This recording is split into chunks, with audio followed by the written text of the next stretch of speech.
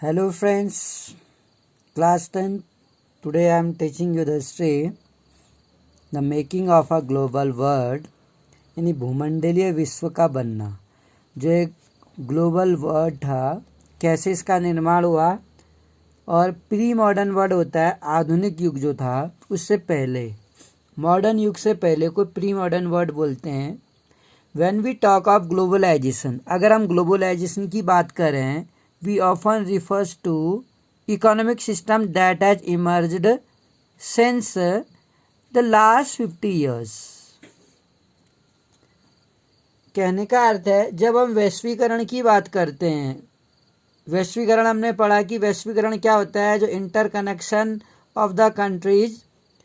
आमतौर पर हम ऐसी आर्थिक व्यवस्था की बात करते हैं जो मोटे तौर पर पिछले लगभग 50 सालों में ही हमारे सामने आई है। इमर्ज लास्ट 50 ईयर्स में हमने देखा, तो 50 सालों में जो हमारे सामने आई है, ऐसे वैश्वीकरण की हम बात करते हैं। और ऐसी आर्थिक व्यवस्था जो हमने शायद पहले ना देखी हो, जो इन 50 सालों में हमने देखी है। But as you will see in this chapter, इस हम चैप्टर में देखेंगे मेकिंग ऑफ ग्लोबल वर्ल्ड, किस तरीके से जो भूमंडलीकृत विश्व था, पूरा भूमंडल कैसे बना, इसका एक जो लंबा इतिहास रहा है, विश्व बनने की प्रक्रिया में लंबा इतिहास रहा है। ट्रेड ऑफ माइग्रेशन, और किस तरह से व्यापार का और माइग्रेशन का, यानी कि काम की तलाश में एक जगह से दूसरी जगह गए जो लोग, migration of people in search of work, the movement of capital, और इसी तरह से पूंजी व बहुत सारी चीज़ों की वैश्विक आवाजाही। पूंजी भी इधर से उधर गई जब लोग काम की तलाश में इधर से उधर गए। As we think about the dramatic and visible sign of global interconnectedness in our lives. अगर हम देखें एक लंबा इतिहास, जो आज जब हम अपने जीवन में वैश्विक आपसी संपर्कों के बारे में सोचते हैं, तो हम ये देखते हैं कि हमें उन युगों के बारे में जानना चाहिए जिनसे गुजरते हुए हमारी ये दुनिया ऐसी बनी है। तो हमें ये समझने की आवश्यकता होनी चाहिए कि पैसेज दो विच द वर्ड इन विच, उस संसार में जिससे हमारी ये दुनिया बनी है, जिससे हम गुजरे हैं। All through history human society have become strictly more interlinked. Although history, human society have become steadily more interlinked।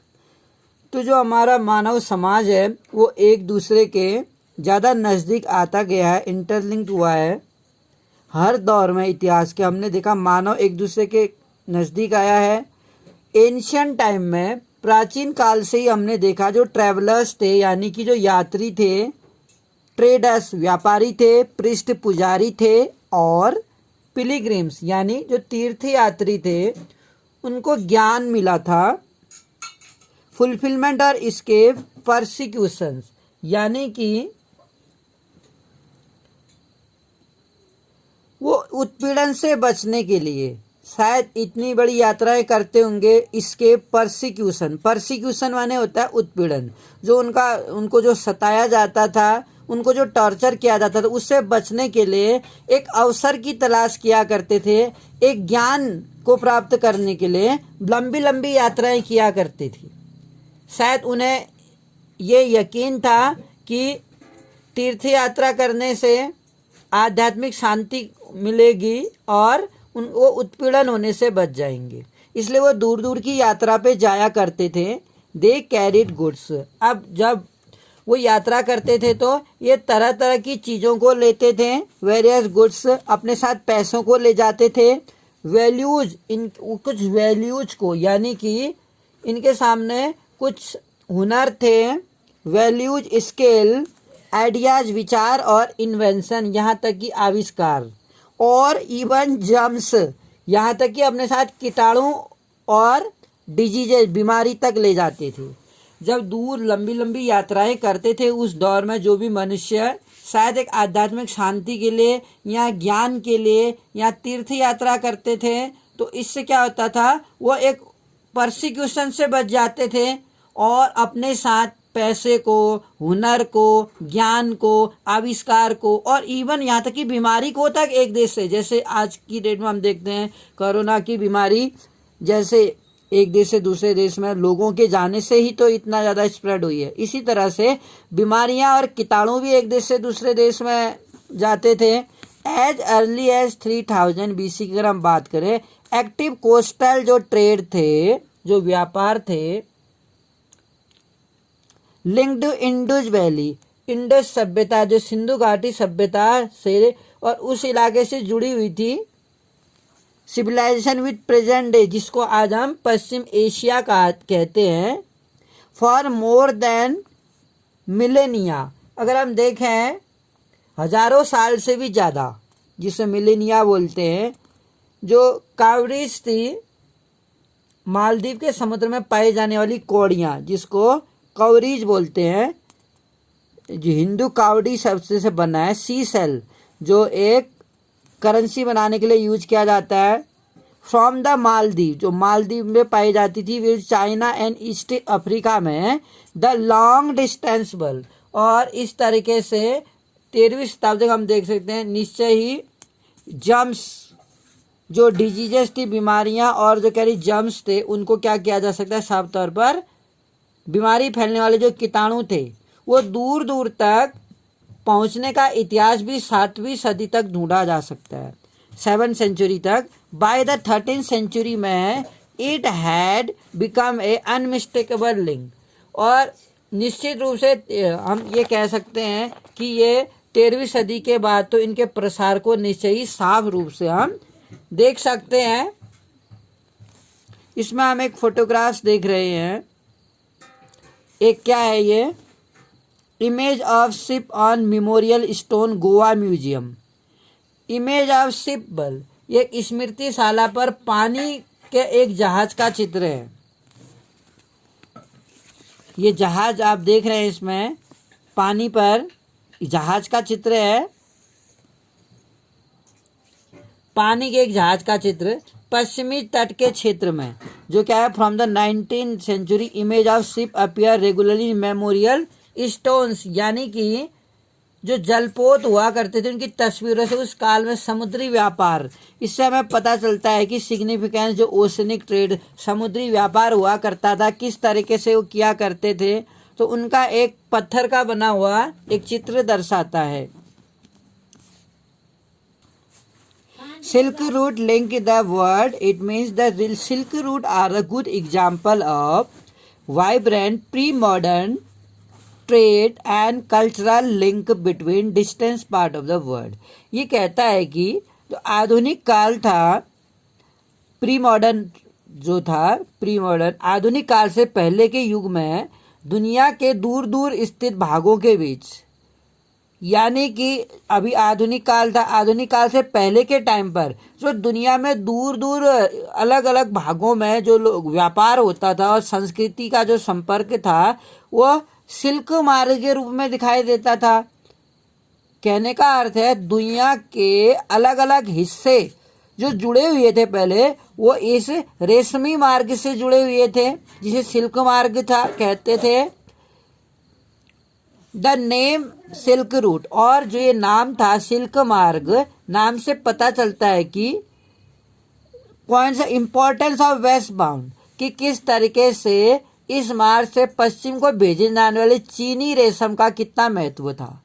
Waste bound में जो चाइनीज सिल्क था cargo along this silk route, इस मार्ग से जो चीनी रेशम भेजा जाता था उसका बहुत ज़्यादा महत्व हुआ करता था उस दौर में।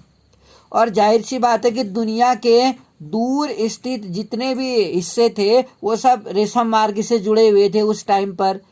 हिस्टोरियंस हैव आइडेंटिफाइड, यानी कि जो इतिहासकार हैं वो आइडेंटिफाई करते हैं, यानी कि वो इन मार्गों के, सिल्क मार्गों के बारे में बताते हैं, या उसकी जो रेशम के मार्ग थे, जिन मार्गों से रेशम को दुनिया के अलग अलग हिस्सों में पहुंचाया जाता था, उन मार्ग की पहचान करते हैं ये इतिहासकार।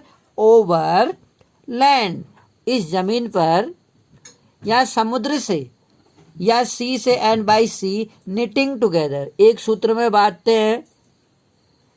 वास्ट रीजन, एक एरिया, एशिया के बड़े हिस्से को, and linking Asia with Europe, Asia को यूरोप के साथ और उत्तरी अफ्रीका के साथ बांटा जाता है।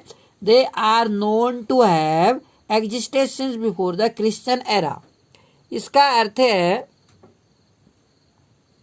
ऐसे मार्ग ईसा पूर्व के समय के से ही सामने आ चुके थे। जब ईसा का काल शुरू हुआ था उससे पहले ही इनका अस्तित्व था। And thrive almost till the 15th century, लगभग 15वीं शताब्दी तक अस्तित्व में थे ये। बट चाइनीज पोट्री, लेकिन अगर हम बात करें इसी रास्ते से चीनी पोट्री जाती थी। ट्रेवल टू सेम रूट, इसी रास्ते से पहुंचाया जाता था। और इसी रास्ते से भारत और दक्षिण पूर्व एशिया के कपड़े व मसाले इसी रास्ते से। एंड द टेक्सटाइल जो था, कपड़े जो थे और स्पाइसेस मसाले थे, India and south east Asia से जाते थे। इन रिटर्न प्रीसियस मेटल्स, इसका अर्थ है इसके बदले में अब इस रास्ते से दक्षिण पूर्वी एशिया में कपड़े और मसाले तो दुनिया के और भागों में हम पहुंचाते थे, लेकिन इसके बदले में हमें क्या मिलता था? सोना, चांदी और कीमती धातुएं, float from gold and silver float from Europe to Asia, Europe से एशिया तक पहुंचाते थे। ट्रेड एंड कल्चरल एक्सचेंज, और इसी तरह से व्यापार जो था और कल्चरल एक्सचेंज मतलब संस्कृति का भी आदान प्रदान होता था। यहाँ की संस्कृति दूसरे देश में, उस देश की संस्कृति इस देश में आती थी। हैंड इन हैंड मतलब साथ साथ चलती थी, यानी कि संस्कृति भी हमारी इधर उधर जा रही है, व्यापार भी हम कर रहे हैं, व्यापार करने के साथ उसकी मुद्राएं भी हम इधर उधर कर रहे हैं। अर्ली क्रिश्चियन जो थे, शुरुआती काल में जो ईसाई मिशनरी थे, सर्टेनली ट्रेवल, निश्चय ही इस रूट से आए होंगे एशिया में। और कुछ सदी बाद और अर्ली जो मुस्लिम प्रीचर्स थे, यानी जो मुस्लिम उपदेशक जो धर्म का प्रचार करते थे मुस्लिम में, फ्यू सेंचुरीज लेटर, कुछ सालों के बाद वो इस रास्ते से आते दिखे। और few century later much before all this Buddhism, और इसके बाद जो बौद्ध धर्म के जो लोग थे वो भी क्या हुए भारत में, ईस्टर्न इंडिया में, और स्प्रेड इन सेवरल डायरेक्शन, कई दिशाओं में फैल गए। दो इंटरेस्टिंग पॉइंट्स, ये इंटरेस्टिंग पॉइंट था सिल्क रूट के लिए, यानी कई दिशाओं में सिल्क जो मार्ग था वो कई शाखाओं में बढ़ चुका था। और लोग कई सारे जो धर्म उपदेशक थे, चाहे वो ईसाई धर्म के हो या मुस्लिम समुदाय के हो, वो इसी रेशम मार्ग का प्रयोग करते थे और इसी रेशमी मार्ग से कि मसालों को और अन्य जो कीमती वस्तुएं थी उनको भेजते थे और कपड़े वगैरह, और इसके बदले में सोना चांदी उस रास्ते से भारत में आता था। और भोजन की यात्रा की याद करें अगर हम, फूड ट्रेवल और स्पेगेटी एंड पोटैटो के, स्पेगेटी और आलू क्या है ये हम पढ़ेंगे। फूड ऑफर्स मैनी एग्जाम्पल, जो फूड है वो क्या करता है, कई सारे एग्जाम्पल देता है। लॉन्ग डिस्टेंस की, एक लॉन्ग डिस्टेंसेस जो है कल्चरल एक्सचेंजेज, तो जो हमारे खाद्य पदार्थ हैं जो दूसरे देशों के बीच सांस्कृतिक आदान प्रदान। भोजन एक ऐसी चीज है जो एक उदाहरण प्रस्तुत करते हैं कि जो लॉन्ग डिस्टेंस लंबी यात्राएं थी उसमें हमारी संस्कृति का कैसे आदान प्रदान हुआ, तो भोजन इसमें इम्पोर्टेंट रोल निभाता है। इस तरह से हमारी संस्कृति का आदान प्रदान हुआ। ट्रेडर्स एंड ट्रेवलर्स, दो चीज़, जो व्यापारी थे और जो मुसाफिर थे, ये व्यापारी और जो मुसाफिर थे ट्रेवलर, इंट्रोड्यूस न्यू क्रॉप्स, उन्होंने क्या किया, जब वो नए देश में जाते थे, new crops to lands they travel even ready food stuffs in distance part of the world, यानी कि जब भी व्यापारी और मुसाफिर किसी नए देश में जाते थे तो जाने अनजाने वहाँ वो नई फसलों के बीज बो के आते थे, न्यू क्रॉप्स बोते थे, वहाँ पे ट्रैवल करते थे जब कभी, इवन रेडी फूड स्टफ, संभव है कि दुनिया के विभिन्न भागों में मिलने वाले झटपट तैयार होने वाले जो distance part of the world में वो शेयर करते थे कॉमन ओरिजिन को। टेक स्पेगेटी एंड नूडल्स, अगर हम देखें स्पेगेटी और नूडल्स का ही अगर हम उदाहरण देखें, इट इज बिलीव्ड, ये यकीन किया जाता है कि noodles travel west from China to become spaghetti. यानी कि जो स्पेगेटी और नूडल्स को अगर हम देखें, नूडल्स जो था चीन से पश्चिम में पहुंचा और वहां उन्हें स्पेगेटी का जन्म हुआ। यानी कि चाइना से जब वो वेस्ट भाग में पहुंचा, west from China to become spaghetti बन गया वो। परहैप्स अरब ट्रेडर्स, और इसी कारण से जो अरब के यात्री थे जब वो 5th सेंचुरी में सिसिली आइलैंड में पहुंचे, इट मीन्स तब वहाँ का वो इटली का ही एक टापू था, आइलैंड नाउ इन इटली में था। Similarly food were also known in India. और इसी तरीके से तो अरब के व्यापारियों ने क्या किया, टुक पास्ता, कहाँ पहुँचा दिया, वो इटली में पहुँचा दिया अरब यात्रियों के साथ। अरब यात्री जब वहाँ पर गए सिसिली द्वीप में, इटली में, वहाँ पहुँचा के आए। और इसी तरह से भारत और जापान में भी अगर हम देखें, इंडिया एंड जापान में भी ट्रुथ अबाउट देयर ओरिजिन, बहुत सारे सच पाए जाते हैं। इसलिए हो सकता है ओरिजिन में नेवर बी नोन, हमें कभी इनका ओरिजिन ही पता न चलेगी। बेसिकली इनका जो मूल है वो कहाँ से हमें प्राप्त हुआ है। बेसिकली यह सच गैस वर्क, लेकिन फिर भी हम इन अनुमानों के आधार पर पॉसिबिलिटी, ये संभावनाएं व्यक्त कर सकते हैं कि जो लॉन्ग डिस्टेंस थी, लंबी यात्राओं में जो कल्चरल था, संस्कृति का कांटेक्ट था, मतलब लंबी यात्रा करने से हमारी संस्कृति भी क्या होती थी, अदल बदल हो जाती थी। जैसे आज हम कहते हैं बर्गर की अगर हम बात करें, अमेरिका से आज पूरी दुनिया में बर्गर फैल गया है। ऐसे पिज्ज़ा है, पिज्ज़ा इटली का माना जाता है, चाउमीन चाइना का माना जाता है, और मोमोज भी चाइना का माना जाता है। तो कब हुआ ये सब, ये जो भोजन है वो संस्कृति में कब शामिल हुआ, जब मुसाफिर थे या जो व्यापारी थे एक दूसरे देश में उनका आना जाना हुआ। Many of our common food, इसमें से बहुत सारे जो हमारे कॉमन फूड थे, जैसे कि आलू है, सोया है, ग्राउंडनट है, मेज है, टोमेटो है, चिली है और स्वीट पोटैटो है जिसे शकरकंद बोलते हैं। So on were not known to our ancestor, हमारे पूर्वजों को तो उनका ज्ञान ही नहीं था, उनके बारे में नॉलेज ही नहीं थी। अंटिल अबाउट 5 सेंचुरी अगो, 5 शताब्दियों के पहले तक हमारे पूर्वज इनके बारे में कुछ नहीं जानते थे। This food were only introduce in Europe, और ये फूड थे केवल यूरोप में, यूरोप वाले परिचित थे इनसे। एशिया में तो जब क्रिस्टोफर कोलंबस ने एक्सीडेंटली यानी कि संयोगवश, अज्ञातवश इस कॉन्टिनेंट की खोज की, later become known as the America, और बाद में जब अज्ञात महाद्वीप में पहुंचा क्रिस्टोफर कोलंबस, तब यूरोप और एशिया में पहुंचे, तब पता चला इनके बारे में। इसी तरीके से well use American to describe the North America, यानी कि in fact many of our common foods came from America, original inhabitant the American inland, यानी कि इसमें दरअसल हमारे बहुत सारे जो खाद्य पदार्थ थे वो अमेरिका के मूल निवासी यानी अमेरिकन इंडियन से हमारे पास आए। बहुत सारे जो भोजन सामग्री थी वो अमेरिका के मूल निवासियों के द्वारा, अमेरिकन इंडियंस के द्वारा भारत में पहुंचा। Sometime the new crops could make the difference between life and death, और कई बार जो नई फसलें थी आने से जीवन में जमीन और आसमान का फर्क आ गया था। Europeans poor began to eat better, और जो यूरोपियंस के गरीब लोग थे जो साधारण से आलू का इस्तेमाल शुरू करने पर यूरोप के गरीबों की जिंदगी आमूल रूप से बदल गई। और जो कॉमन चीज थी, यूरोपियन के जो पुअर गरीब लोग थे वो एक अच्छा खाना उन्होंने शुरू कर दिया और लॉन्गर रहने लगे, जब वो एक साधारण से दिखने वाला पोटैटो को यूज करने लगे अपने भोजन में।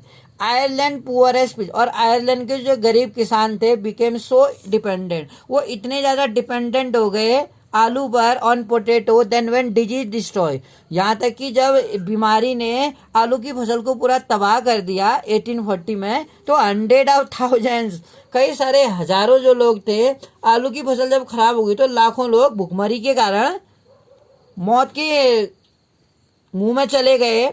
थाउजेंड्स डाइड कह रहा है, स्टारवेशन, भूखमरी फैल गई, आलू की फसल बर्बाद हो गई, और वो आलू खोद खोद के ढूंढ के खा रहे हैं, और आलू मिल जा रहा है तो शायद जीवन को सर्वाइव कर पा रहे हैं। I you understood the little portion of this chapter. Thank you for listening me.